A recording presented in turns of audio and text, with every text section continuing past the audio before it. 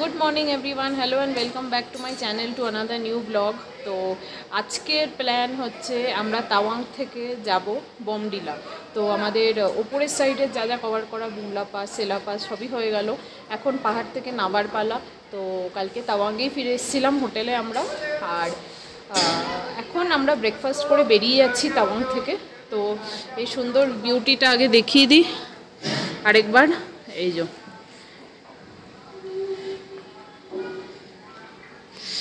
एकदम सुंदर रोज झलमले वेदार। आज के ब्रेकफास्ट हो गल, विविड होटेल विविड तावांग छेड़े चले যাব। तो होटेलটা মানে দুর্দান্ত, মানে ভিউ ওয়াইজও খুব ভালো পেয়েছি আমরা, রুম টুম ভালো পেয়েছি, খাবার দাবারও খুব ভালো পেয়েছি, তো মানে কোয়ালিটি একদম।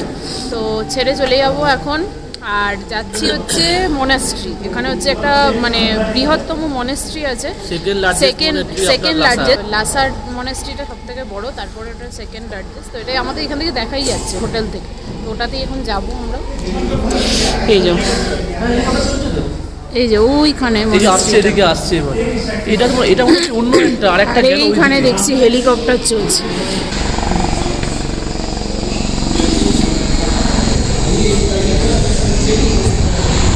হেলিকপ্টারটা হেলিপ্যাডে নেমে আছে। কালকে আমরা গেছিলাম লাইট অ্যান্ড সাউন্ড দেখতে এমপি থিয়েটারের কাছে, ওখানেই এয়ারফোর্স স্টেশন। তো ওই কাছাকাছি, মানে তাওয়াং শহরটা বেশ সুন্দর, সাজানো গোছানো একটা খুব মানে অর্গানাইজ টাইপের একটা পাহাড়ের কোলে সুন্দর একটা শহর। তো এখান থেকে ছেড়ে যেতে মন চাইছে না, কিন্তু পাহাড় থেকে তো নামতেই হবে, কিছু করার নেই। তো যাই হোক, বেরোনো যাক, দেখা যাক মানে নেক্সট দুদিন যেটা এখনও বাকি আছে সেখানেও আশা করি আমরা এনজয় করব, অনেক ভালো ভালো জিনিস দেখব। তো চলুন যাওয়া যাক মনাস্ট্রিতে।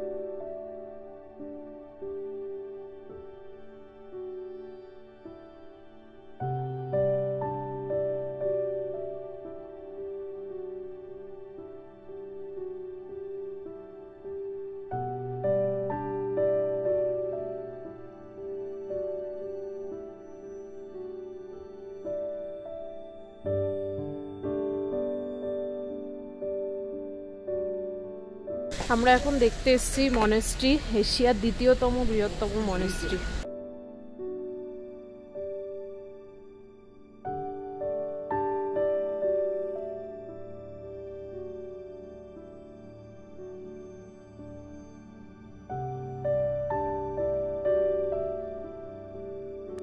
তাওয়াং মনাস্ট্রি তিব্বতী ভাষায় গার্ডেন নামগিয়া লাহাসে নামে পরিচিত, যা সম্পূর্ণ বিজয়ের ঐশ্বরিক স্বর্গ অথবা the divine paradise of complete victory হিসাবে অনুবাদ করা হয়।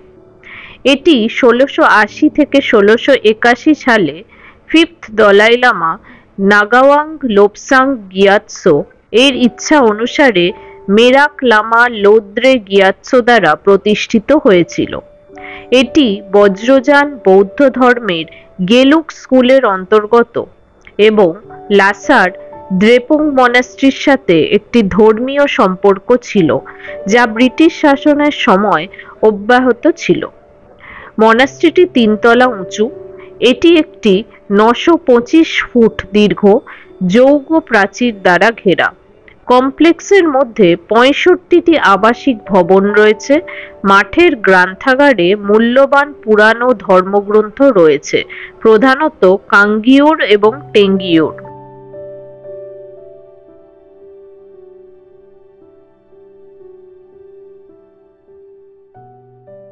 সত্যি বিশাল, এত বড় মনাস্ট্রি আগে দেখিনি, বিশাল বড়। ওদিকে আরও ক্যাম্পাস আছে।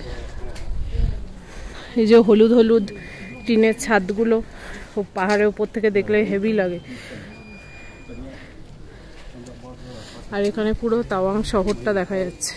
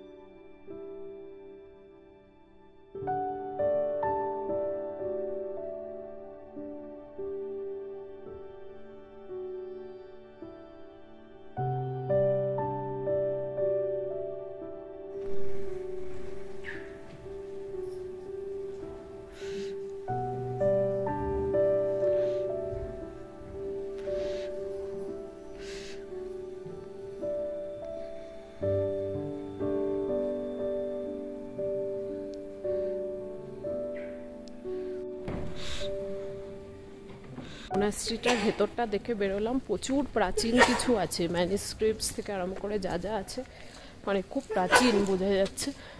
এখন যাচ্ছি সামনে একটা মিউজিয়াম আছে ওটা দেখতে।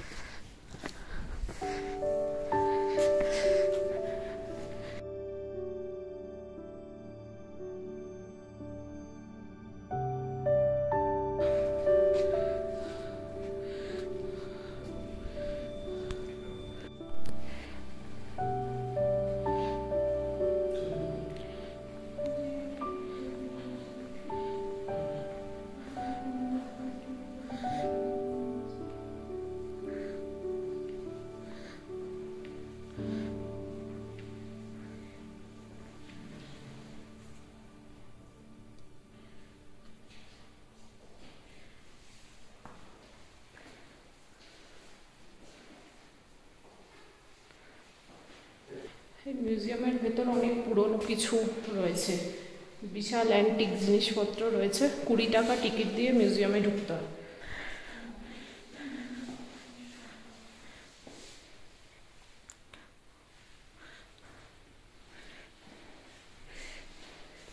এটা কি? Chhupa long garment.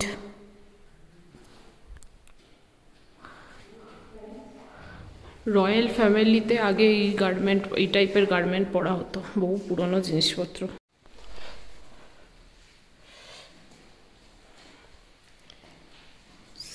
Single shot পিস্তল।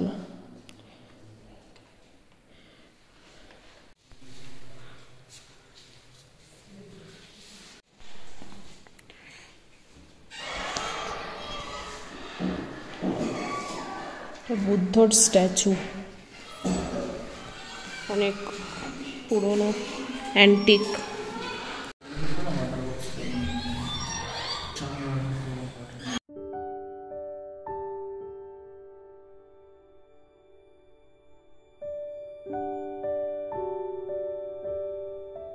আমরা এখন এসে দাঁড়ালাম এখানে একটা বুদ্ধ স্ট্যাচু আছে। এটা one of the biggest Buddha statue তাওয়াঙ্গের মধ্যে। এটা তাওয়াঙ্গের চতুর্দিক থেকে দেখছি দেখা যায়। আর ওই মনাস্ট্রি থেকে আমরা এলাম ওই পেছনে। আর এই হলো স্ট্যাচু। এখন দরজা দেখছি ভেতরে বন্ধ রয়েছে।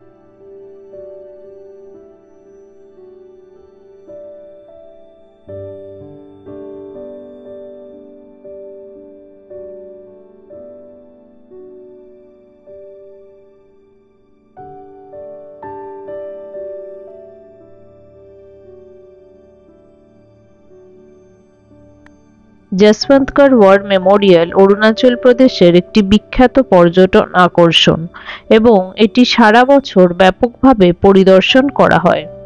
যশবন্তগড় ওয়ার মেমোরিয়াল প্রয়াত যশবন্ত সিং রাওয়াতের সম্মানে তৈরি করা হয়েছিল। তিনি 4 গাড়োয়াল রাইফেলস উত্তরাখণ্ডের একজন ভারতীয় রাইফেলম্যান ছিলেন এবং তার সাহসিকতার জন্য যশবন্ত সিং রাওয়াতকে সেই পোস্টে একটি স্মারক দ্বারা সম্মানিত করা হয়েছিল, যেখানে তিনি চীনা সেনাবাহিনীর সাথে লড়াই করেছিলেন।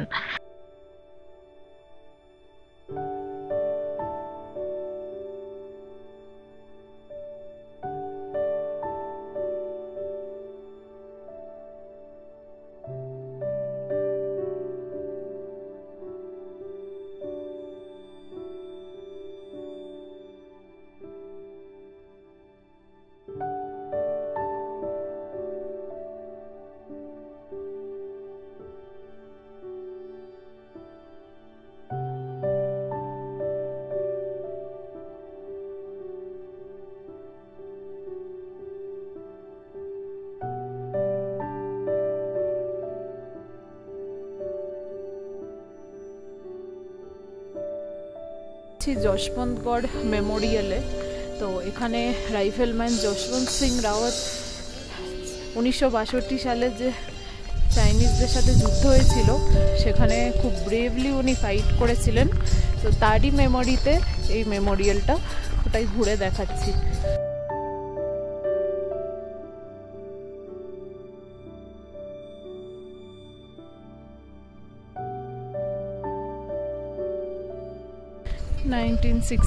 বাঙ্কার 3।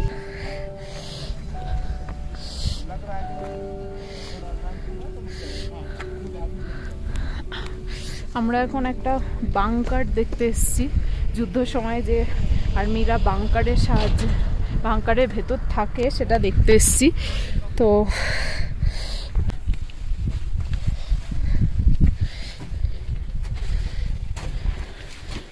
এইটুকু বাঙ্কার, বাবা, মানে আমরা মাথা তুলেও পর্যন্ত দাঁড়াতে পারছি না।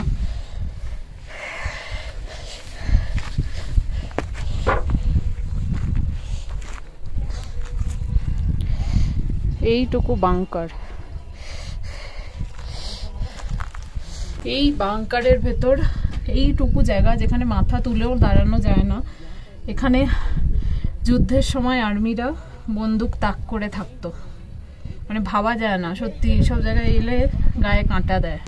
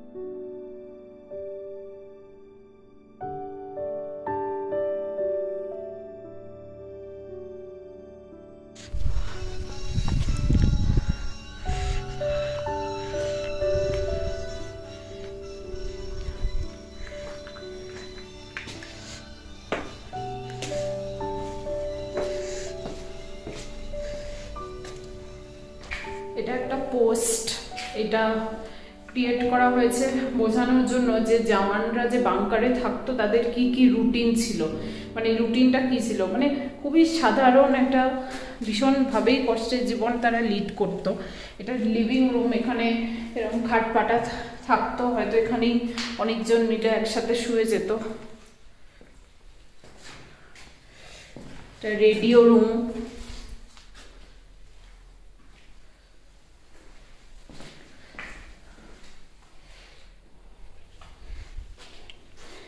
এখানে এইভাবে ওরা ম্যাপ ক্রিয়েট করে স্ট্র্যাটেজি তৈরি করা এসব করতেও হয়তো।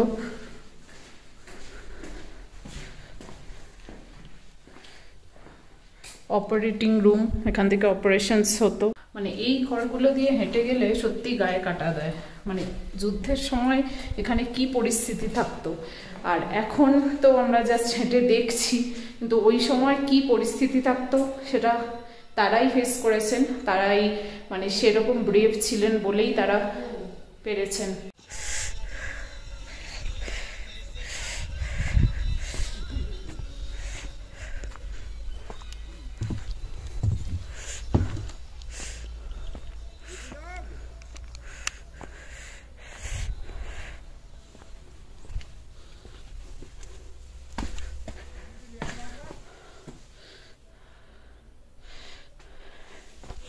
এটা আরেকটা বাংকার যেখানে আমি ঢুকলাম। এরকম জায়গায় মানে তারা জীবনযাপন করতেন আর কি, আর সঙ্গে থাকতো বন্দুক।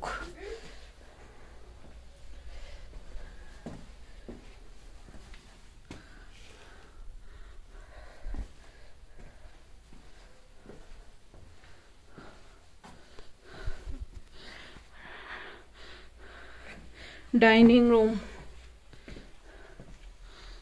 লিভিং রুম,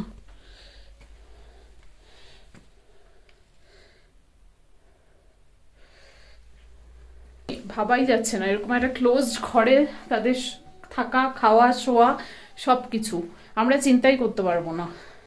আর এরকম জানলা মতো যেখানে বন্দুক তাক লাগিয়ে সব সময় অ্যালার্ট থাকতে হতো কখন শত্রু অ্যাটাক করবে। এখানে কোনো রকম তারা এনজয়মেন্ট করতে পারতেন না, নাথিং।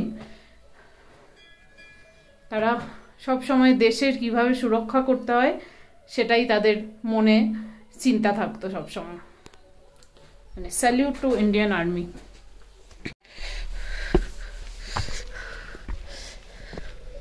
এখানে পর পর অনেকগুলো বাংকার রয়েছে।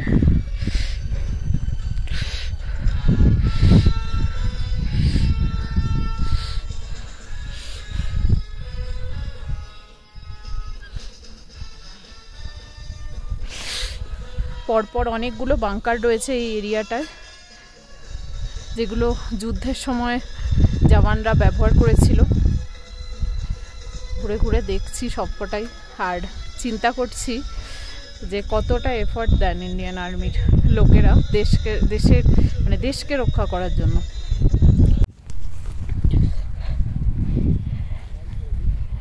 আমার পেছনে এখন বাংকার নাম্বার 7, 1962 সালের যুদ্ধের সময় বাংকার ইউজ হয়েছিল, বাংকার নাম্বার 7। ঢুকি একবার, এটা মনে হচ্ছে খুবই ছোট একটা বাংকার। কি এটা ঢুকি একবার, ঢুকতে পারবো কিনা জানি না, কিন্তু ভীষণই ছোট।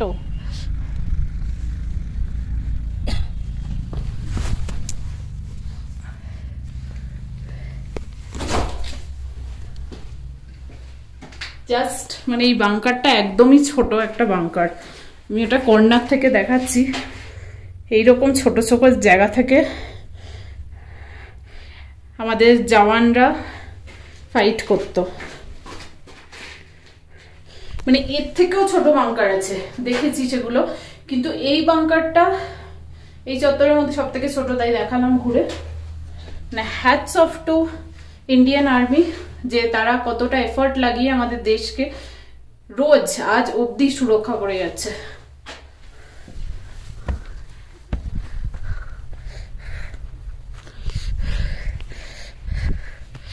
দুঃখজনক ব্যাপার, নিজের দেশে পর্যন্ত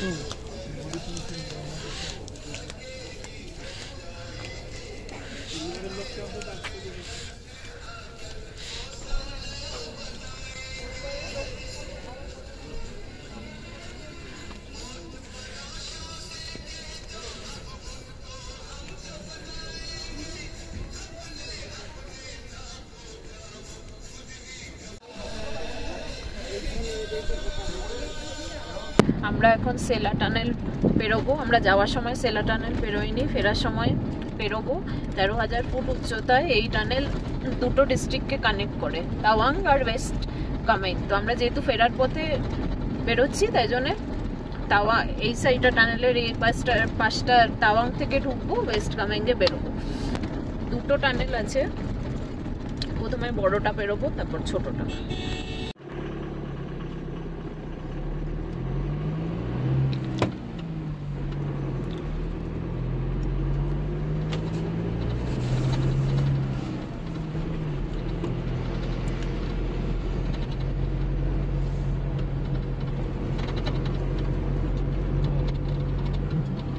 দারুণ। 13,000 ফিট, আমরা 13,000 ফিটে আছি।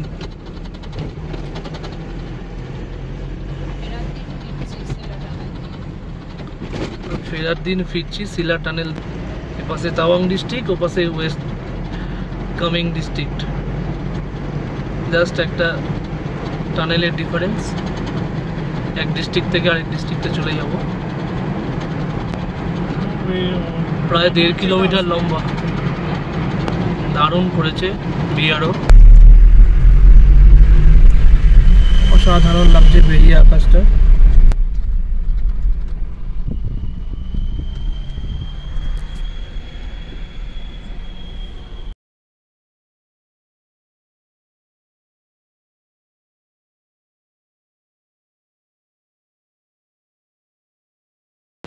এটা আরেকটা শিলা টানেল, ওটার থেকে একটু ছোট টানেল।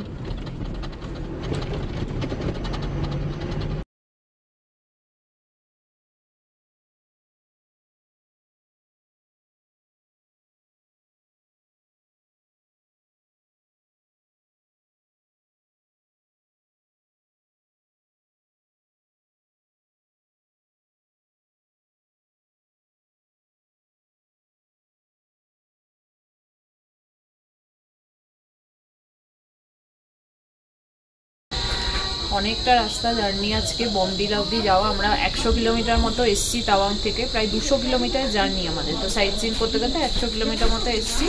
এখন মানে মাঝে একটা জায়গায় হল্ট দিয়েছি লাঞ্চ করার জন্য। তো সুন্দর খাবার বানিয়ে দিয়েছে, এই যে ম্যাগি, রিয়া মোমো খাচ্ছে, ওই যে এখন খাবো। খেয়ে এখনও আরও 100 কিলোমিটার যেতে হবে, তো রাস্তা বাকি আছে।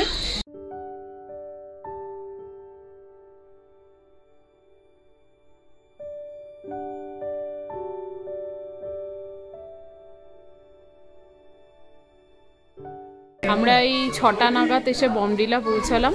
তো এখানে তো তাড়াতাড়ি সব কিছু বন্ধ হয়ে যায়, ওই জন্য তাড়াতাড়ি এসে একটু মার্কেটে এলাম। মার্কেটে ঘুরে ঘুরে দেখছিলাম আর কি, এই একটা দুটো ফ্রিজ ম্যাগনেট সব কিনলাম। তো এখানেও মানে 7টা সাড়ে 7টার মতো সব দোকান দেখছি বন্ধ হয়ে যাচ্ছে। বমডিলাটা বেসিক্যালি একটা পাহাড়ে কোলে সুন্দর প্ল্যান্ড শহর। তাওয়াংটা যেমন অতটা মানে দোকানপাটগুলো আর কি কম, লিমিটেড, বাট বমডিলা শহরে দেখছি দোকানপাট জিনিসপত্রের স্টক একটু বেশি আছে। আর এখানে আমার পেছনে একটা ক্যাফে আছে, তো এরকম ধরনের ক্যাফে ট্যাফেগুলোও রয়েছে। আর আমরা উঠেছি হোটেল গ্র্যান্ড বলে একটা হোটেলে, এই যে এখান দিয়ে যেতে হয়। এখান দিয়ে এসে আমরা ওইখানে আমাদের ওই হোটেলটা লাইট লাগানো হয়েছে, ওটা হচ্ছে হোটেল গ্র্যান্ড। ওটা কাল সকালে পারলে সামনের দিকটা দেখাবো। আর সাইডে এরকম ক্যাফে আছে, আর এই দিকটায় ম্যাল ট্যালগুলো এইসবগুলো আছে আর কি। এই হলো আমাদের হোটেল গ্র্যান্ড। আজকে আমাদের বমডিলার হোটেল থেকে বেরিয়ে যাচ্ছি। তো আজকে এখান থেকে আমরা চলে যাব গুয়াহাটি, 300 কিলোমিটার জার্নি আছে। তো অরুণাচলের ব্লগগুলো এখানেই শেষ করছি, এরপর তো বাড়ি ফেরার পালা। তো তার আগে বমডিলা শহরটা একটা দিনের আলোয় দেখিয়ে দিই। এই যে এই হোটেলটা আমরা ছিলাম, রাতে এটা দেখাচ্ছিলাম। আর ওই দূরে পাহাড়, এই আমাদের গাড়ি। এই দাদা আমাদের এক সপ্তাহ ধরে পুরো ঘোরালো অরুণাচল প্রদেশ। এই দাদার গাড়ি ইনোভা ক্রিস্টা, খুব কমফোর্টেবলি আমরা ঘুরেছি। তো দাদা আমার নাম্বারটা একটু বলে দাও তাহলে। আমার নাম্বারটা হলো 8638270108। আর নামটা বলে দাও। আমার নাম জাকির হোসেন, আমাদের ঘর আসামে। আপনারা যদি আসাম, মেঘালয়, অরুণাচল ঘুরতে আসুন আমাদের সঙ্গে যোগাযোগ করেন। আমাদের কোম্পানিতে গাড়ি আছে, আপনার ইনোভা ক্রেস্টা আছে, ডিজার আছে, ট্রেভেলার আছে, আর সুইফট ডিজার আছে। আপনাদের যে কোনো গাড়ি লাগলে আমাদের সঙ্গে যোগাযোগ করতে পারেন, আমরা খুব কম পয়সায় আপনাদেরকে গাড়ি দিয়ে দিব। আর হোটেলটা আপনারা নিজে করে নেন, খুব কম পয়সায় হয়ে যাব। যদি নাম্বার লাগে হোটেলের, আমাদের সঙ্গে যোগাযোগ করেন, আমরা হোটেলের নাম্বার দিয়ে দিব, আপনারা কথা বলে বুক করে নেবেন। তো বুঝতেই পারলেন, সব রকম ব্যবস্থা ওনারা মানে যদি কিছু হেল্প চায় সব রকম অ্যাসিস্ট্যান্স করে দিতে পারবেন। আর গাড়ির জন্য তো মানে ওনাকে ডাইরেক্টলি কন্ট্যাক্ট করুন, আমরা খুব ভালোভাবে ঘুরেছি ওনার সাথে। বেরিয়ে যাচ্ছি বমডিলা শহর, অরুণাচলের পর্ব এখানেই শেষ করছি। আশা করি ভালো লেগেছে আপনাদের, সবকটা পর্ব ইনফরমেটিভ ছিল। আপনারা প্ল্যান করে চলে আসুন অরুণাচল প্রদেশ, এখনও অনেক আনটাচড মানে আনএক্সপ্লোর্ড আছে জায়গাটা। তো ক্রাউডেড হওয়ার আগে এসে ঘুরে যান। যদি ভালো লেগে থাকে ভিডিওগুলো অবশ্যই ভিডিওগুলোকে লাইক করবেন, কমেন্ট করে জানাবেন কেমন লাগলো, আর সাবস্ক্রাইব করতে একদম ভুলবেন না আমার চ্যানেলটা। দেখা হচ্ছে পরবর্তী অন্য কোনো জায়গা থেকে অন্য ভিডিও। ভিডিওটি শেষ করবার আগে কিছু বিহাইন্ড দ্য সিনস শেয়ার করলাম আপনাদের সাথে, আশা করি ভালো লাগবে। এরই সাথে সাথে বলে রাখি, আমাদের অরুণাচল প্রদেশের সিরিজ এখানেই শেষ হলো। আরও একটি ভিডিও থাকবে অরুণাচল সংক্রান্ত, যেখানে আমি আমাদের কমপ্লিট ট্যুর আইটেনারি শেয়ার করব, তার সাথে সাথে আমাদের কত টোটাল এক্সপেন্স হয়েছিল সেটাও শেয়ার করব। তো চোখ রাখুন পরবর্তী ভিডিওতে, সেখানে আপনি পাবেন অরুণাচল ট্রাভেল সংক্রান্ত পুরো কমপ্লিট ডিটেলড ইনফরমেশন। কমেন্ট করে জানান কেমন লাগলো আমার অরুণাচল সিরিজ, এবং যারা নতুন চ্যানেলে অবশ্যই চ্যানেলটিকে সাবস্ক্রাইব করে নেবেন। আগামী দিনে আমি আরও নতুন নতুন জায়গা থেকে নতুন নতুন ভিডিওস আপনাদের জন্য আনতে চলেছি এবং শেয়ার করতে চলেছি আপনাদের সাথে।